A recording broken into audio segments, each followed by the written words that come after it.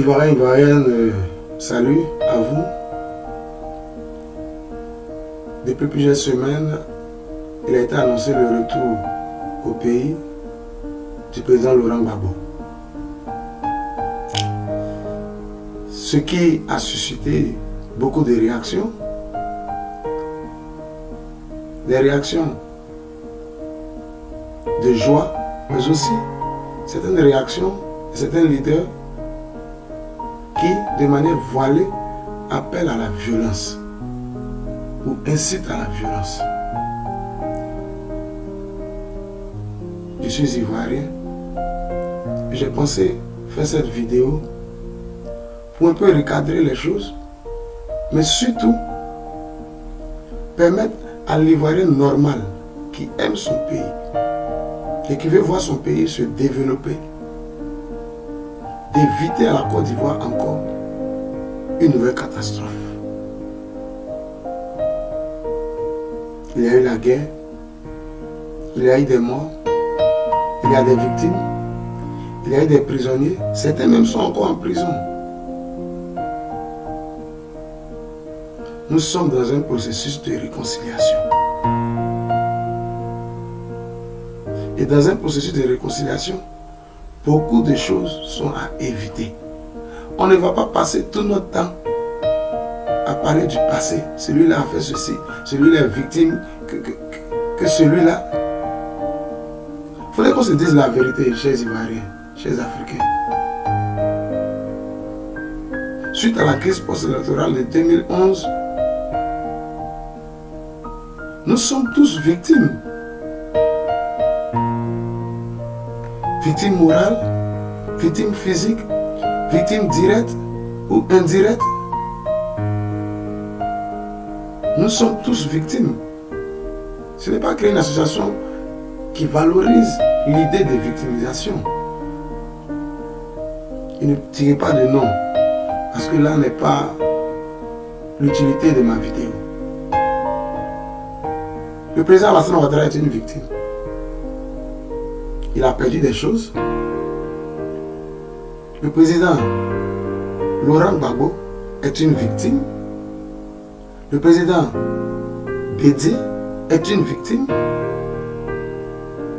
Tout Ivoirien et non-Ivoirien ayant subi de manière directe ou indirecte la crise ivoirienne est une victime à part entière. Il n'y a pas quelqu'un qui est victime qui est son ami. Arrivé un moment, il faudrait que chaque Ivoirien sache que nous aussi nous sommes tous coupables d'une manière ou d'une autre. Des milliards ont été dépensés pour sensibiliser l'Ivoirien à la paix et à la réconciliation. Et je pense que aujourd'hui, avec le retour du président Laurent Gbagbo, la Côte d'Ivoire est à l'épreuve de la réconciliation. C'est vrai, l'atmosphère est tendue de part et d'autre, mais je pense qu'ensemble, on peut relever ce défi. Ce jour-là, pour ceux qui voudront bien aller accueillir le président Laurent Gbagbo, faites-le. Mais dans la paix, dans le respect des lois ivoiriennes, dans l'amour, sans brutalité. De même que ceux qui n'ont pas à cœur d'aller l'accueillir, pour quelle que soit la raison, ce n'est pas aussi une opportunité de favoriser la violence. Nous sommes fatigués. Il faudrait que nous partons devant. On ne va pas toujours vivre derrière. Le passé, c'est le passé. Servons-nous de ce passé lugubre pour préparer un futur propice pour les générations à venir, mais pour nous aussi. Que Dieu bénisse la Côte d'Ivoire. Les fauteurs de troubles, on n'a pas besoin de vous en Côte d'Ivoire. Les appels à la violence, on n'en a pas besoin actuellement en Côte d'Ivoire. Montrons au monde entier que la Côte d'Ivoire demeure un pays de paix. Un pays qui depuis toujours a été prisé pour sa stabilité du moins politique,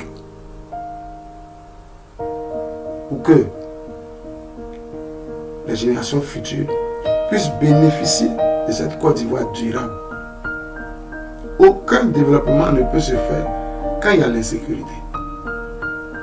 Arrivé un moment, il faudrait qu'on dépose la hache de guerre, qu'on se parle franchement et pas à distance. C'est le début de la vraie réconciliation, frère.